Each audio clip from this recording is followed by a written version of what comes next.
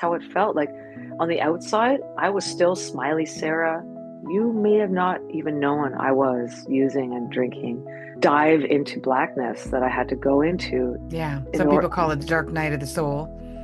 That's exactly what it was. And that's Her music is very moving and personal. And I say personal because I think anyone who listens to some of your songs, a lot of people would say, this defines me and I can't lose it or I lose who I am. But you're not mhm. looking at it that way. You're looking at this is who I am now, but I'm also a whole bunch of other things. You and I both know that when you are inauthentic, you feel this clash in your heart. Deserves love. There's so much love to go around, and everybody gets their piece of it. It's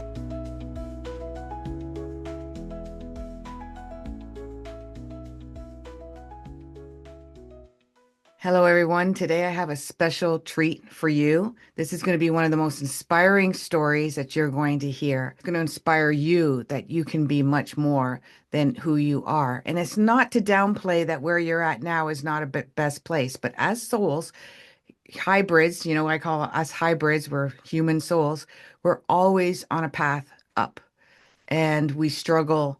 We have struggles like everyone else. I'm talking to Sarah Smith. She is a world-renowned musician, singer, songwriter, but she's also a friend and she's a wife to lovely Leslie. And she's also a human being like the rest of us. And she's come from some dark places and some shadowed places. And although that's very admirable, her success as a musician and a songwriter, what's more admirable to me is where she's come from and how she brought herself back up to find her soul's path, to find her mission, and to find God. And this has been a story that I want her to share with you guys because many of us have been there. We've all had addictions of one way or another. If you really take a look at Gabor Mate's work, he will say everyone has an addiction. Finding what that is and working and using it as a catalyst to heal trauma that's deep within you is really what the addiction is all about. So we're going to talk about that with Sarah, but we're also going to talk about this wonderful place that she moved to, this little house on the prairie kind of place. And some of you might not know it. We actually lived there for a good 5, almost 6 months when I was out going on my journey to heal as well. And it's a very healing place that she lives. Welcome, Sarah. How are you doing? I'm doing awesome. Thank you so much for having me, Holly. I know we've had some great conversations over the years, and we're so blessed to have our friendship. But I'm really happy to be here to tell my story as well. First of all, I want to start where you're at right now, and then we'll do your backstory. So, right now, let my audience know what do you do for a living, and how do you do that, and how crazy does it get, and how wonderful is it? Yeah. So right now I am a full-time singing songwriter. So I sing, I play my own music, I travel the globe, mostly Canada, as well as Europe and some Caribbean dates as well. And I travel those places and I play my music in front of people. And I get to do these self-growth journeys every single tour I go on because you literally are by yourself. Even if you're surrounded by a band or whatever, you're in survival mode. You have to be on your own and figure out how to somehow be in a blessed, gracious place every day, be in a thankful place, and be positive because the climate of the road can be very toxic. There is a lot of temptations and a lot of things getting thrown at you that can get you off balance. So for me, this is a really great time to practice all the tools and the skills that I've been learning over the years. Um, in a mental way, I would say that I'm in a like I'm working towards being back at peace again. I did have a lot of peace over the last few years, but I think, you know, Gabor Mate said it right about the addictions. I think I really did use work as an addiction too, and I ended up um, taking some time off this winter and found myself sitting in stillness and realizing I had lost myself again. So Hmm. I'm just getting back to rising myself up and getting the confidence back in my own soul to find that peace again. That's a good point because often one addiction can just lead to another one. And we think it's a healthier version, which it is. It's a stepping stone for sure. But that's really a lot of self-awareness to see the job that you love, right? And writing. And one of the things I want to share as well is a couple of years ago when COVID happened and you weren't going out as often, you invented your career and you put it out there, say, hey, if anybody has a story and they want me to write a song about it, might be for your own personal use. And that really took off. And you've got some heart-wrenching, I've listened to some of them, some heart-wrenching stories. Could you share a little bit about that experience? Yeah. Also found myself at that time unable to write from my own perspective because I have always written from a place of pain and suffering, and the songs were always like these gifts that It's helped great. me get through, It's yeah, get through classic. my, Yeah. yeah, I know we Everybody do knows art when we're Adele. If Adele's happy in her life, she can't write anything. it's true. So I was happy for like a couple years already. I was like, oh man, how I can't write any songs. Like they're just kind of meaningless songs. I'm in love, everything is great, grass is green, Nobody you wants to know? hear that. They want to hear the record go backwards and Yeah, exactly. I yeah, hate my life. No, so I started like reaching out to other people saying, hey, like, tell me your story and let me help you yeah, create a song. Creating a song for me has become a skill over the years, many, many years of writing songs. So it does become somewhat of a skill. It doesn't mean that it's a brain thing. It yeah, just means I've learned how to tap into that creative side of myself quicker than most people would. And right. so I can write a song pretty quickly now. And I was able to take these people's stories and write songs for them. And it's so healing for the person who gave me their story. And it's so healing for me to put myself in other people's shoes and write from their experience. What's your favorite one that you wrote for? Like it seems like all the songs I'm writing they're getting better and better. So I don't really have a favorite. They're all so meaningful. They've all made me tear up. They've all made me smile. Whatever the emotion is I'm going for, they've made me do that, and I hope that they make everybody listening do it as well. I mean, "We Are Loved" is a song I wrote with Christy Solier. She was herself an addict in her life who got clean and sober. She was on the very first Intervention Canada, that TV show about addicts getting interventions from their family. And so I wrote a song for her. And unfortunately, her son had fallen in the same path as her. He became an addict and he died at the age of 27. Oh, we went So to that one in Windsor with you, the fundraiser. Hmm. that's right. And his name Hmm. was Ozzy. And so we wanted to write a song about, it's an epidemic, this fentanyl and toxic drugs that are out there right now. It's a real epidemic. It's killing our youth. And we wanted to write a song that somehow showed the youth how loved they are, all the people that are going through this journey in their own soul, that they are loved. And no matter what, that they have a place to land, a soft landing place, and that our arms are open to them. And this song, I hope, did that. Yeah, it is a beautiful song and a beautiful story. You even wrote some songs for people that knew they were passing. They knew that they had um, illnesses that were going to take them away from this earth, and then other ones for people who had lost loved ones and wrote a family song for them. So I really found that. But this is also near and dear to your heart and a bit personal because you come from a life of addiction at one time Mhm. and brought yourself back to be sober for I don't know how long you've been sober, but as long as I've known you, you Yeah, were. And we'll talk about that too. We'll talk about how we met. And that's a really interesting awesome. story as well. What advice do you give for someone? If you want to share a little bit of your story, that would be great. And what advice do you give to someone and how you found your way out? Thanks, Holly, for giving me the platform to talk about it and discuss it. Because part of my journey of healing is talking about my story and sharing it and sharing the hope that comes with the story. You Yeah, know, I, 100%. yeah. So I found myself living the rock star lifestyle. I was young. I started as an artist and as a musician. I started full time when I was only 21, and the guy who got me going, he was in himself. He was in a program of recovery, and he suggested, Sarah, if you want to take this career seriously, get sober. Just get sober. He saw me, at 21, partying it up like a normal 21-year-old.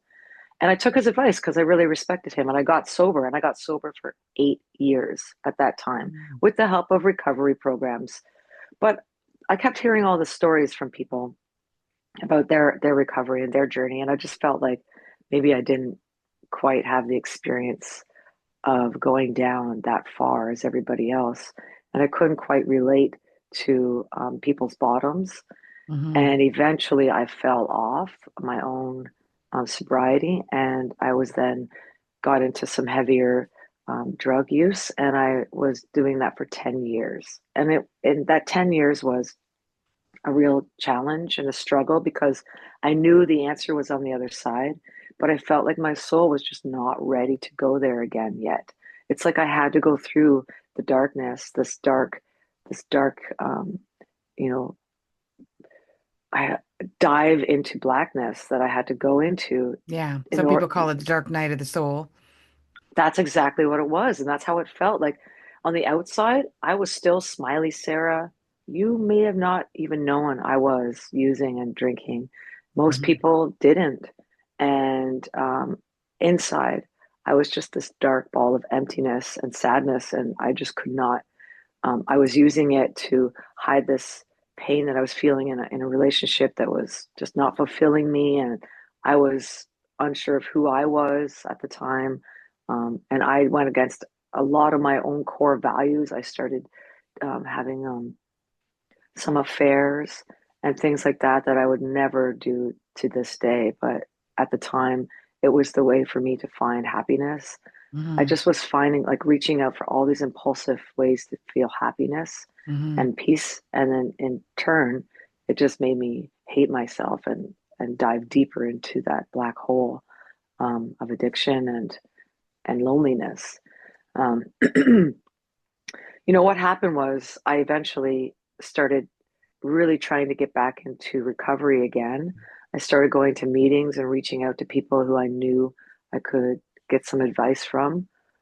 But it took one person that I really cared about, one person to say, I see you, I know you're not well, and I can help, you know?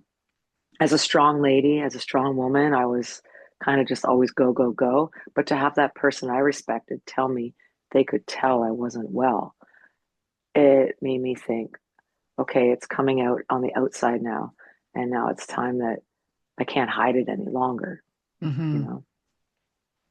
So that's when I started getting help, and I've been clean and sober now many, many years. And with the journey of being clean and sober comes so much inside investigation and Oh, yeah. um, yeah, Can't hide. they no, you can't Can't hide in a hide it. bottle. No, you just can't. And and all the, I had to go through all the guilt too of all the shame that I of all the things I put other people through and the things I put myself through, the values that I had destroyed in my own self. That's the worst. It's just that you know that you went against your own values, and I had to sort of shed that skin and start all over again. And I had And to how learn hard how. is that in your career where almost everyone is partying around you with one substance or another? Everyone knows you're sober. Everyone. I Everyone know. knows, right? So they're not I going to come know. up to you and try to coerce you into doing anything. But how challenging is that? I would say there are times where I might find myself feeling like I'm missing out and being like, oh, I just can't relate to anybody anymore because I'm on a different path. That's But big. then, yeah, and those times, I have to remind myself that the soul journey is a solo journey, right? Mm, mm, We don't find ourselves by hanging out with people and saying cheers. we don't, that's not how we find ourselves. Our soul journey to the end of our lives is a solo journey. So I remind myself that I don't need to always feel like I'm fitting in. It's okay to be the outsider, and it's okay to just keep loving myself the way I need to be loved. Because if I start using and drinking again, I know that my own heart will just be shattered, and I won't be able to live with myself, you know? So, and I just don't want to see that old Sarah come back to life. It's that one's put to rest, you know. Yeah, It died, and I never want to see her again. not resurrecting her. Stay where Mm-mm. you're at. And how long did it take before your life shifted? Because a lot of people don't realize that if you have an addiction, whether you're a workaholic or your food or your, other heavier drugs and whatnot, that it changes your life too. Like it changes your surroundings and your environment and maybe the people that you're attracting or the people that you want to hang out with. How long and how did that change for you? I don't know if it's because of my age or because of my transitions through recovery, but I do feel like my circle has gotten smaller, and the amount of people in my circle are they're just it's so much quality good friendships, and it's not really surfaced anymore. We don't talk about surface things. Hmm. um, it's deeper and it's more meaningful. So that has happened. So my circle has gotten smaller, but more deeper and meaningful. I was able to finally love somebody the way that they deserve to be loved, and in return, I was able to receive love the way I deserve to be loved. I was able to find a way to set boundaries for myself, and not let that negative energy in. It's kind of like I always picture myself as this warrior, and like I'm wearing this really heavy suit of armor. And I built this armor around me, and nothing can penetrate through that armor anymore. So that's a really powerful place to be. It's like I allow what I want in, and the rest of it just pings off me, you Yeah. know? That's important. And Yeah. not only are you a voice for others with the songs that you write, and everyone you just look up Sarah Smith Music. That's her website. Look her up on YouTube. Listen to her music is very moving and personal. And I say personal because I think anyone who listens to some of your songs, it's very easy to take this personal. Like you wrote that song for me. Like it says everything about me. And that's what I like about what the words that you put in to your songs are very meaningful. The the backstory with Leslie, now your wife, we went to your wedding last year, was it? Um, we were on a vacation. This is where I first met you, Mm. and I was giving readings, and Leslie came to me for a reading. They didn't know each other. Sarah Oh came to me yeah. for a reading. Both of them devastated because one was leaving a relationship, one already left a relationship. And they're like, "Are we going to meet anyone?" You can take it from there. What happened? So I didn't really know Leslie. I knew of her because she was in Jamaica with her soon-to-be ex, and I was there on playing music, and you gave us both these readings, and honestly, I thought you were kind of whoo-hoo, but a week later, or a couple weeks later, we both ended up on another trip together in Tobago, and we Oh, ended what up did I being, say? What did I say though that you thought was woo-woo? I don't remember, Holly, I what was literally it? said to both of them, not even knowing it was both of them, that there's somebody right around you, like right Right, now. Are you not right. like interested in someone? Is there not someone that you're I was like, thinking hell about no. being with? I And was you're like, like, no. I'm never getting another relationship again. That was it. I was like, I'm done. No more love for this chick. And then honestly, a few weeks later, we went to this Tobago trip. Leslie was there, and we were roomed up as random roommates for the week. Yeah. So I was like, "Oh, I know you." And she said, "Yeah, yeah, I'm a fan of your music." And then we ended up being roommates because we had both gone on the trip last minute Yeah. because we both Solo. needed an escape from our crazy relationships that were ending.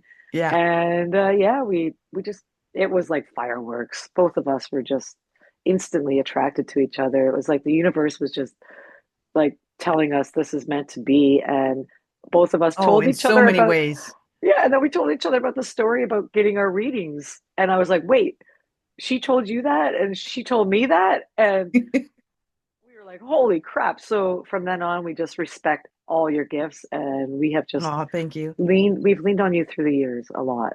Yeah. Yeah. And this is how the universe provides when you're on the right path, when you're in the right direction, the universe just, things just fall into place. And you had actually reached out to me because I was friends with the coordinator at the time. And you had said, Holly, is there any way, you think I could get in? I know you reached out to her too.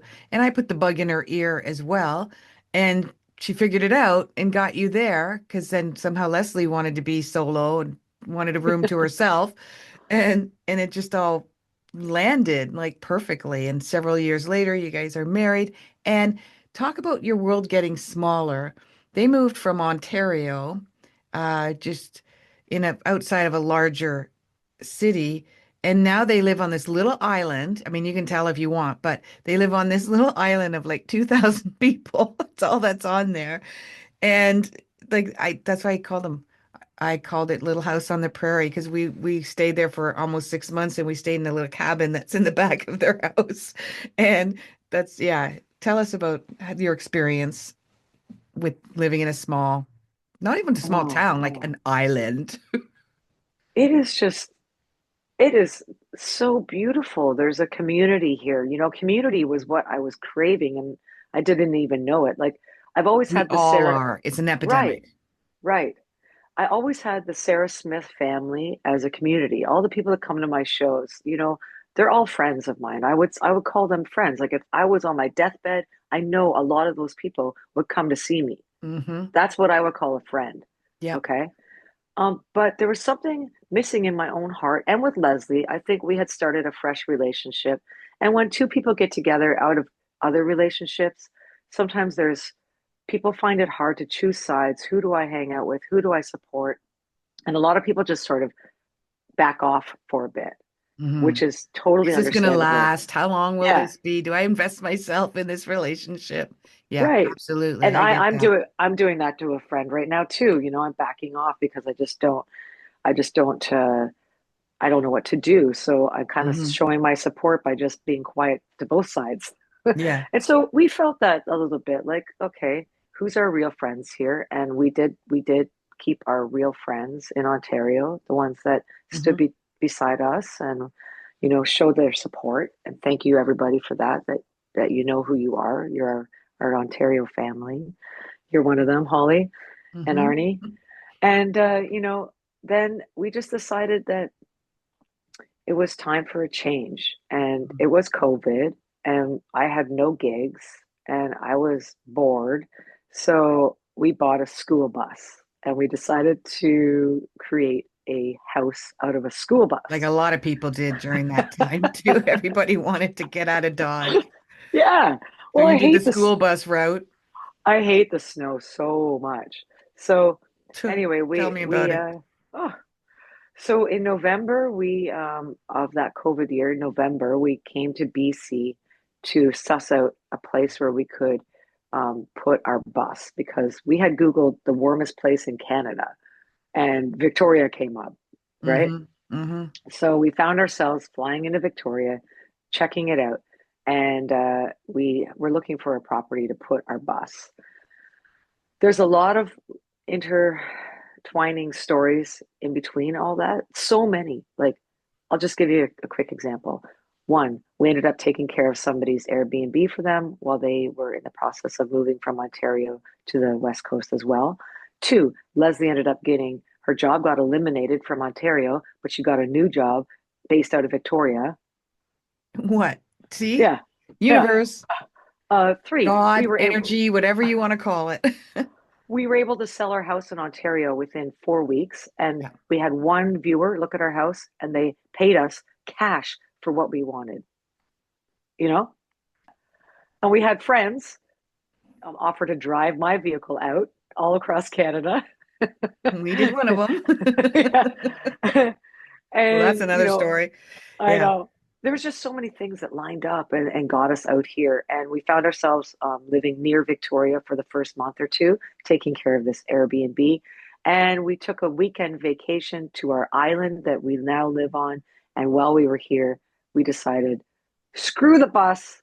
We bought a house and we just said, this is where we're going to live because it just felt magical being here. Hmm. And on top of that, Hmm. our dog, Braun, rest in peace, our sweet little Braun, Mm. he never pooed anywhere that he was like not at home. And that day he pooed right on our property that we looked at. So we thought, okay, this is his This home.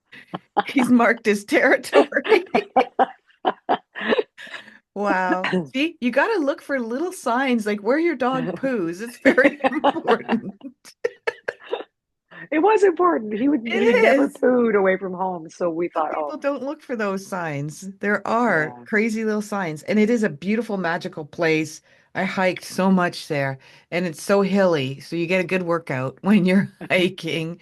We went there for 2 weeks, traveled across during COVID. A lot of people didn't like that we did that, and stupid when you look back, like really.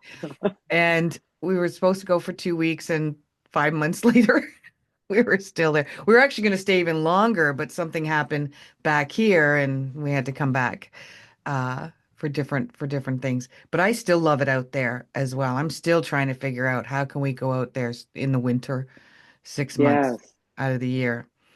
Oh, it's just a joy to be here. It truly is. And I just sometimes sit out in my backyard and I think, oh my God, like how did I get here? And wow, I can't believe I'm here, you know? It's a beautiful gift.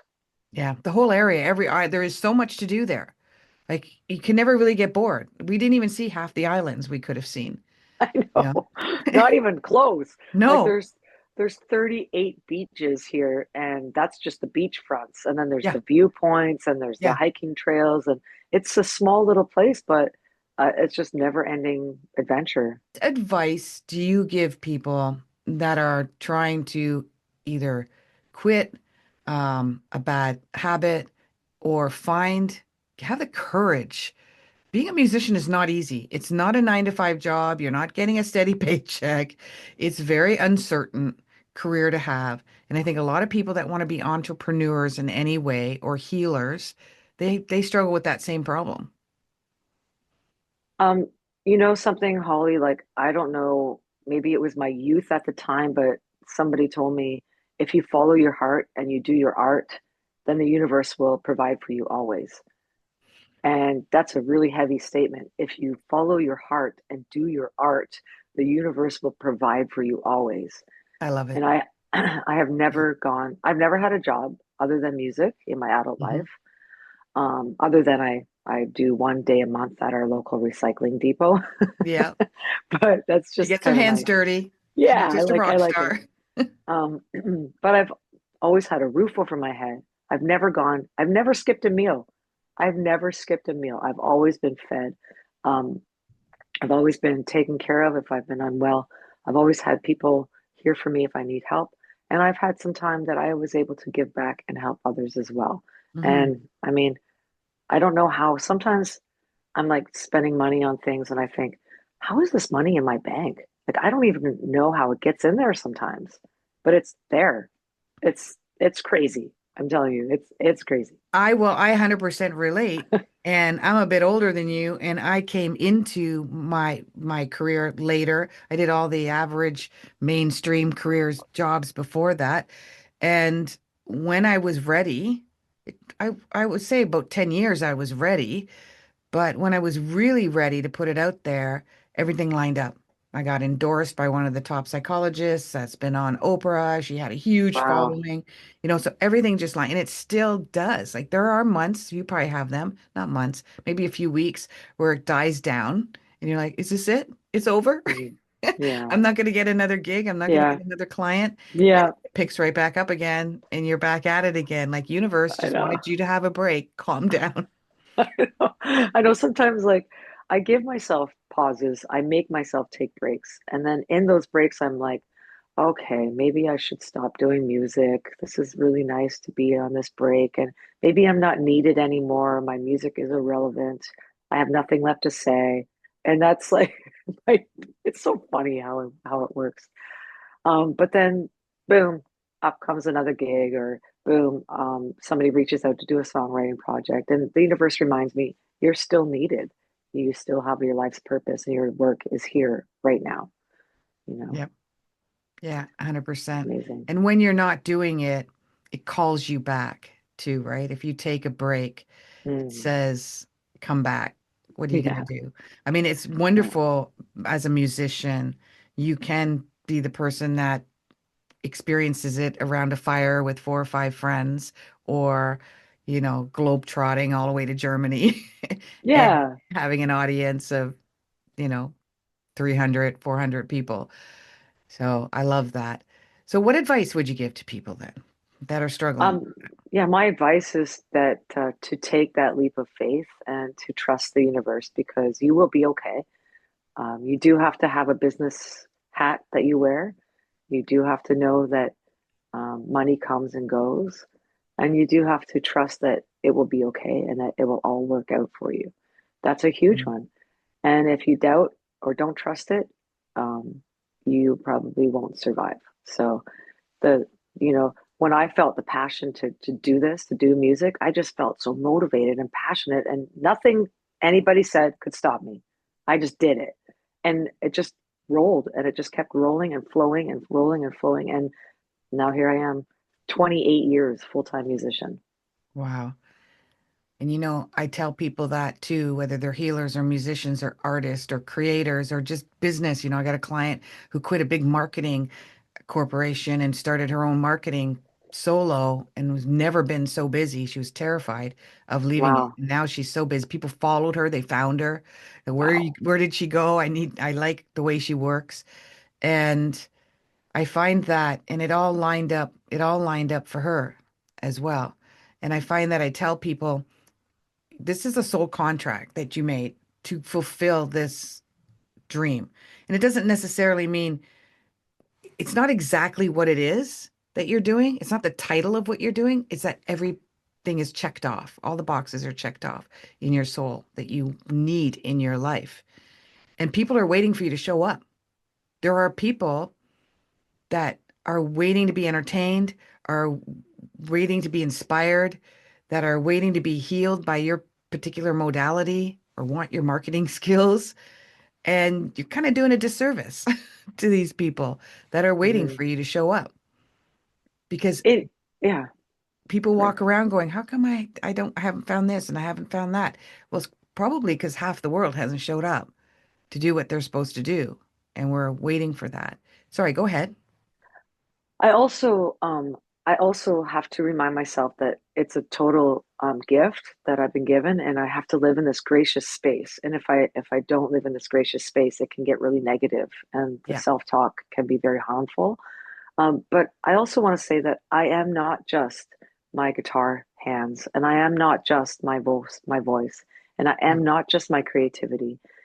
I just spent 5 weeks caring for my father. He's an elderly guy. He's got dementia, and his caregiver is my mother, and she needed a break. So she took a break, and I stepped in and took care of my father. And that was the most blessed time I've ever had in my life.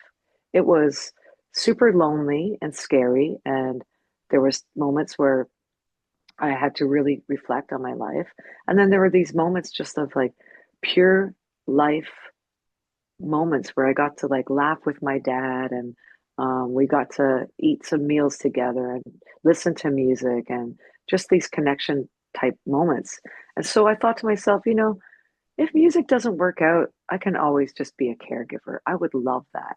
So I have this like other thing that I There's can always do as something well. else that will Yeah, land in your lap that's the next 2.0 version of your life. That's a right. great attitude because you're not desperately hanging on to what a lot of people would say, this defines me and I can't lose it or I lose Hmm. who I am. But you're not Hmm. looking at it that way. You're looking at, this is who I am now, but I'm also a whole bunch of other things. And who Hmm. knows what the universe will throw in my life Yeah, next, next chapter. yeah, That's exactly. that's a great And attitude to have. I mean, I would hate to be like, I've seen some famous singers who have gotten sick and they've lost their voice or they've had they've had to get vocal surgery or something, and they just like they act so dramatically sad and depressed. And I'm like, you're not just your voice. The fact that you were able to use your voice for that many years and affect people in a positive way, that was just a gift given to you. And your other things too. And we all are other things. We all have abundant talent and skills inside of us. And, Yeah, 100%. yeah, Sometimes I think I'm not going to live long enough to do everything I want to do because there's just yeah, so many things I'm interested in. I don't even have like enough hours in a day to do the things that I want to do. That hits home to me. I watched the Celine Dion documentary. And that's what I felt really sad for her, that she's really struggling with redefining who yeah. she is. And that's probably contributing to some of her illness too, because it is stress related. And I felt her pain. Like I had a lot of empathy for her audience. Her work was where she was her soul. She was her soul version of herself. And it feels good to be in that place and have Hmm. that high and bliss. But she's being called to do something else. That's how I Hmm. saw it. And she's grappling with trying to find out what that is.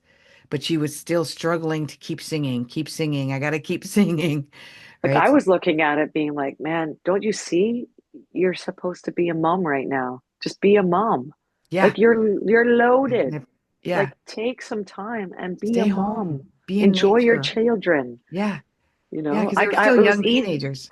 It was just easy for me to judge because I watched that same thing, and it was just easy for me to judge and easy for me to just, as an observant, say, "Yo, dude, look at what is in front of you, screaming for your attention."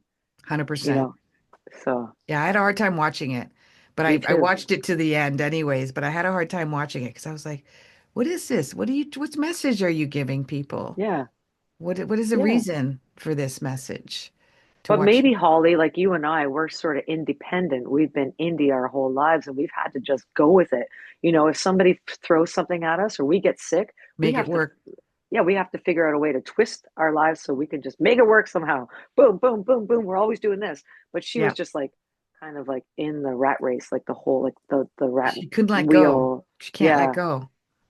And I think that's gonna and distraction, as you just said earlier, you started we're overworking. And I mean, Mm-hmm. she's had some major losses in her life and raising Mm-hmm. children on her own and her soulmate passing Mm-hmm. away. Sometimes that work, that distraction is what is keeping you so busy so you don't have to deal with the pain and the hurt. Mm-hmm. And she may be struggling with, I don't want to deal. If I sit too long, my world's gonna crash. It's Mm-hmm. gonna I come in mean, and I can't handle it. taking care of my dad for that 5 weeks. The first week was not fun for me. I had crashed. I had just come off a lot of work, like a year of crazy work. I work so hard and then I always take time off. And the first little while, I'm just like, "Ah," like, who am I? And, ah, and, You got to recalibrate. yeah. And you have to go through the pain of the things that you've lost during that year and letting go and the relationships that have crumbled. And, there's always some sort of drama that happens and you have to let it go and deal with it. And unless you And stop and allow yourself some stillness, can't do it. and sometimes those crumbled relationships are the universe's or God's way of saying you're done with this chapter. You need to move on to a new chapter. And these people aren't going to be a part of it, or this job isn't going to be a part of it, or this Hmm. family member isn't going with you. Yeah. And it's But not easy. why is that so hard? Why can't we just let go? Why do we have to like just hang on for dear life to all those people, all those jobs, all those family members that we just don't want to let go of? Like, why can't we just say, poof, bye, Felicia? See ya. Bye-bye.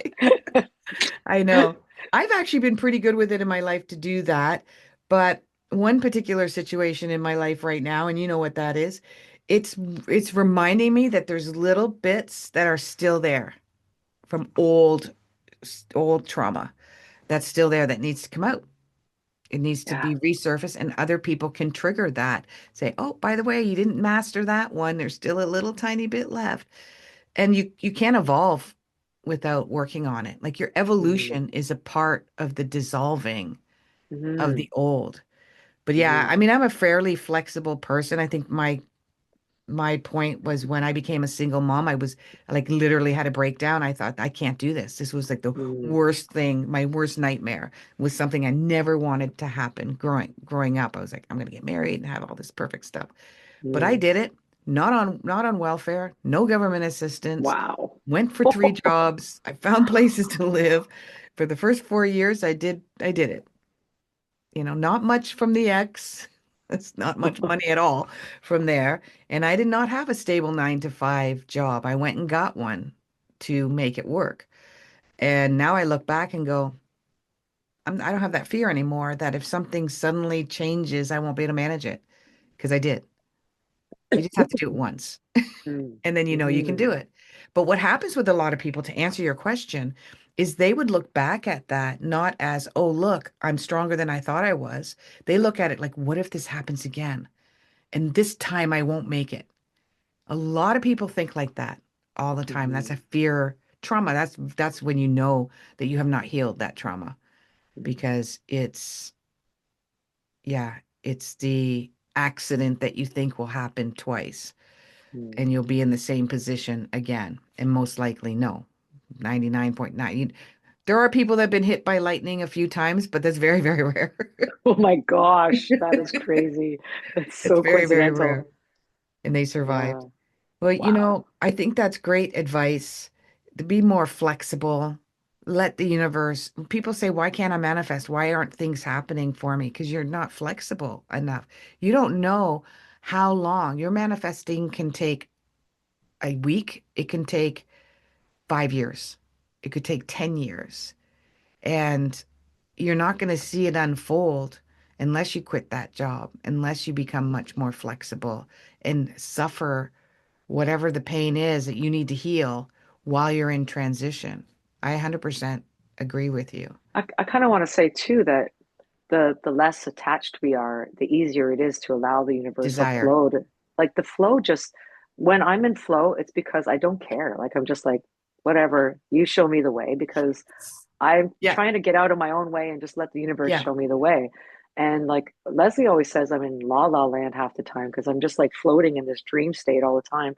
But it's true, I am in la la land because I'm just like getting guided everywhere I go. I'm just like, it's like zombie, just like take me to wherever Take you me to want your me. leader. Yeah, exactly.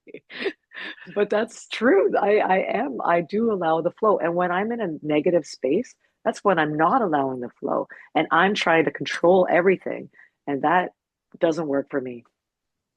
I've had people like when I'm working with clients on a regular basis and we're working through them getting to that flow and they'll get to a point where they'll say, I'm pissed off. I'm angry. Everybody can just F off. I don't give a frick. And I'm Mm, like, how am I going to get out of this negative space? I said, no, stay there. Stay there for a little bit. You want to have that mm, F you attitude. Sometimes we have to get angry to move away from it. Keep it to yourself, internalize it, really work on it. If somebody really deserves it, we'll work on that one as well. But sometimes we do have to get angry and frustrated, and people have to wrong us and do us wrong in order for us the universe is trying to set it up because that's what mm, your attachment to them or that situation is mm, what's holding you back. totally, totally. Yeah, you just want to hang on for dear life, but little do you know that if you just go like this, peace comes. It's pretty awesome, Yep. you know? Yeah. And you got to ask yourself too, what am I hanging on to? Right. It's not Right. a steady paycheck because that can go anytime. You think it's reliable, but it's not any more reliable than having a job like yours. Mm, And, but you are, this is one of the things uh, a lot of people might look up to you going, you're a superstar and you're traveling the world and you've got popularity and you got an audience, but you are a really good friend. You're an amazing, loving, compassionate wife. mm. You get your hands dirty and volunteer at the dump in the recycling depot. Where she lives, the dump and the recycling depot are the same. It's the same place. And it's so like everyone should have this. It's like, don't dump that. We can recycle it or we can Exactly. resell Everything it. is recycling. But I Yeah. don't volunteer. I actually it is a paid job. So Oh, is it? Okay, I didn't know yeah. that. You're a nature lover and you're an Airbnb er, they own an Airbnb. That's how you've managed to make your dream come true. I love Yeah. it. So Yeah, what else? Have you got any words of wisdom before we sign off? oh boy, I have been, this has been proven to me time and time again. The more we give, the more we get back. And even like if I feel like I have my last $100 in the bank, which happens a lot, sometimes I will just like support another musician, um, pre, you know, buy like go on their GoFundMe page and send them money Oh my or gosh, I do send, that all the time. yeah, right. Yeah. And it's like, okay, I'm just like, okay, here you go, $100, because I know that so many people have done that for me, and I have survived off your kindness. So I want to give back to other people that need this survival as well. And I swear to you, the more you give, the more you get back. Every time I send that $100, that's not why I do it. I keep forgetting that you get it back. I do it Mm. because I really want to help people. And then eventually I'll get like $1,000 will show up or something crazy. And I'm like, what? What happened? That is amazing. So my words of wisdom is to give as much as we can, because in the end, the more we give, the universe is we're showing the universe that we are accepting that everybody deserves abundance, and that you will also receive your abundance. I was just going to say that we're showing the universe, God, energy, that abundance is real. It's a thing. Totally, totally. And And also, sorry, one more thing while I'm thinking about it. Even if like the one thing that I did get angry at somebody recently. I was angry. I felt betrayed by their friendship. I felt extremely sad, frustrated, and pissed. And what I had to realize was that every single human being deserves love. There's so much love to go around, and everybody gets their piece of it. It's like Mhm. never ending, abundant love in this beautiful, beautiful soul world, and everybody deserves it. So, whether you're pissed off or angry, just know that human deserves just as much love as I do. And that helped me get over it. That's a great attitude. That now, with that being said, that doesn't mean you have to stay in their life because No, I'm the done. Like, bye, exactly. It's like bye. I'm going to keep loving you even though you treat me like crap. Yeah.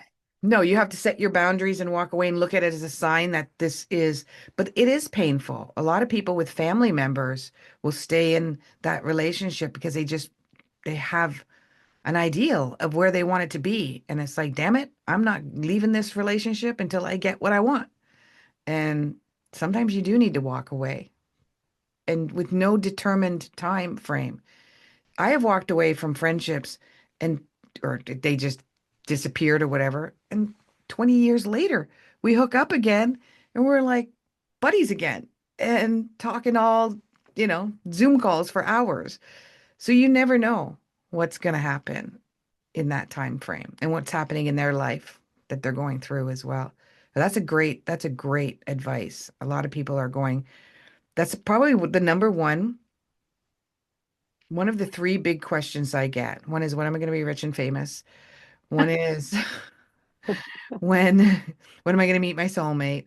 And the other one is, when am I going to find my tribe? When am I going to find my bestie? When am I going to find my circle? I Mm, can't. I'm so lonely.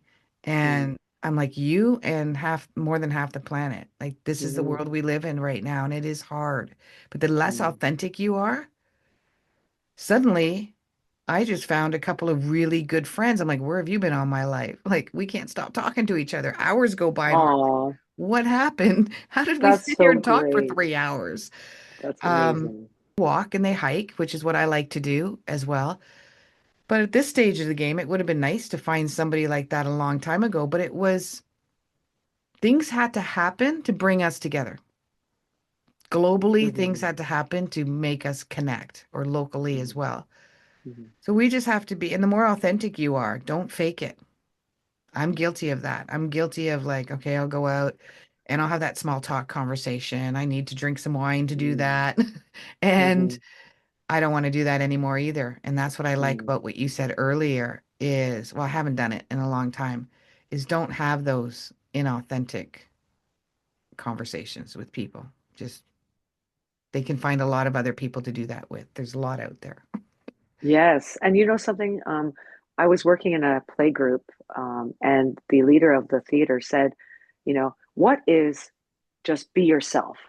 What does that mean? Because a lot of times in theater, they say to you, just be yourself, be authentic. Same with in music, just be yourself, be authentic. What does that mean? But you and I both know that when you are inauthentic, you feel this clash in your heart. And you Mhm. know that by, hi, everybody, how's it going? You know that that's just something is not right inside your heart. And I've learned over the years how to be authentic. And that is a beautiful process and a great place to end in yourself, right? Is just being yourself. Yeah, it takes a lot of practice, and you Hmm. got to check in with yourself every time Hmm. you're feeling your body will tell you. Hmm. Your body will tell you when you're feeling anxious Hmm. around a situation. You're not being authentic. But thank you. And I think on that note, we will end this as well. It was amazing to talk to you. I really enjoyed it. I like some of the stories. Too. Some of the stories I knew about, some of them were new to me. And I hope it really helps my audience to understand that you can follow your dream. You can at any age. Doesn't matter. I don't care how old you are. Amen, sister. Amen. Amen, sister. Thanks everyone for listening. Thank you, Thank Sarah Smith. you. Check out her work. It's all going to be down in the comments. You're going to find this on Apple, Spotify, YouTube, Google Podcasts. It's going to be everywhere. And have a great day. Namaste. Thank, thank you, everybody. Ta-da!